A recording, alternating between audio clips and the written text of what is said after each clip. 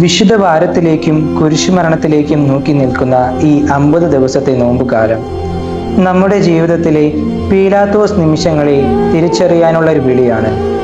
വെള്ളം കൊണ്ട് കൈകൾ കഴുകി താൻ നിരപരാധിയാണെന്ന് പ്രഖ്യാപിക്കുമ്പോൾ പീലാത്തോസ് യഥാർത്ഥത്തിൽ നീതിയിൽ നിന്ന് ഒളിച്ചോടുകയായിരുന്നു. പീലാത്തോസ് കൈ കഴുകിയത് ഭയം കൊണ്ടായിരുന്നു. ജനക്കൂട്ടത്തെ ഭയന്നും തൻ്റെ അധികാരം നഷ്ടപ്പെടുമെന്ന് പേടിച്ചും. നമ്മളും പലപ്പോഴും സമാനമായ സാഹചര്യങ്ങളിലൂടെ കടന്നു പോകാറുണ്ട്. നമ്മുടെ വീഴ്ചകൾക്ക് മറ്റുള്ളവരെ കുറ്റപ്പെടുത്തുമ്പോഴും സാഹചര്യങ്ങളുടെ മേൽ ഉത്തരവാദിത്തം കെട്ടിവെക്കുമ്പോഴും നമ്മളിലെ പീലാത്തോസ് കൈ കഴുകുകയാണ്. പീലാത്തോസിന്റെ കൈകൾ വെള്ളത്താൽ ശുദ്ധമായെങ്കിലും അവന്റെ മനസാക്ഷി അശുദ്ധമായി തന്നെ തുടർന്നു. നോമ്പുകാലത്തെ നമ്മുടെ പ്രാർത്ഥനകളും നോമ്പുകളും വെറും ബാഹ്യമായ ചടങ്ങുകളായി മാറുകയാണോ എന്ന് നാം പരിശോധിക്കണം. പുറമേയുള്ള ശുദ്ധീകരണത്തെക്കാൾ പ്രധാനം ഹൃദയത്തിന്റെ പരിവർത്തനമാണ്.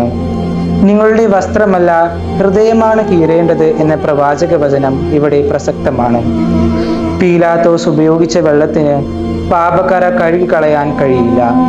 എന്നാൽ അനുതാപത്തോടെ ദൈവത്തിലേക്ക് തിരിയുന്നവന്റെ ഹൃദയം ക്രിസ്തുവിന്റെ സ്നേഹത്താൽ കഴുകി വെടിപ്പാക്കപ്പെടും. കർത്താവെ, പീലാത്തോസിനെ പോലെ സാഹചര്യങ്ങൾക്ക് മുൻപിൽ വിട്ടുവീഴ്ച ചെയ്യാനും ഉത്തരവാദിത്തങ്ങളിൽ നിന്ന് ഒഴിഞ്ഞു മാറാനും എന്നെ അനുവദിക്കരുതേ. എൻ്റെ പാപങ്ങളെ ന്യായീകരിക്കുന്നതിന് പകരം നിന്റെ സന്നിധിയിൽ അവ ഏറ്റുപറയുവാനും ഹൃദയശുദ്ധിയോടെ ഈ നോമ്പുകാലം പൂർത്തിയാക്കാനും എനിക്ക് കൃപ നൽകണമേ. ആമേൻ.